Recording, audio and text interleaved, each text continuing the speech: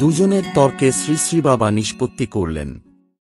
শ্রী শ্রী বাবা বললেন, মতের গোঁড়ামি নিয়ে না গিয়ে দুজনেই একটু এগিয়ে এসে আপোষ করো।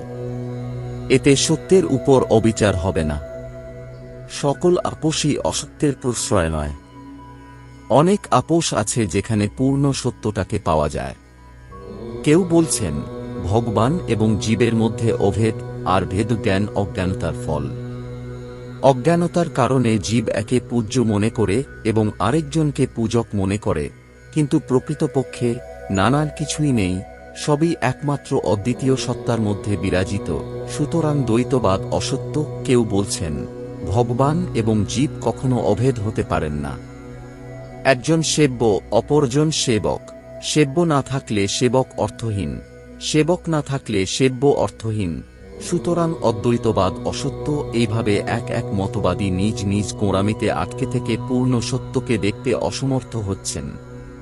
কিন্তু ভগবান যে জীবের সঙ্গে অভেদ হয়ে আবার একই সঙ্গে জীব হতে ভিন্ন হতে পারেন, তিনি যে জীব হতে ভিন্ন হয়ে আবার একই সঙ্গে তাঁর সাথে অভিন্ন হতে পারেন, এই কথাকে আপোষ বলা যেতে পারে। কিন্তু আপোষ বলেই যে এই কথাটি অন্য দুই কথার চেয়ে কম সত্য, তা বলা যায় না।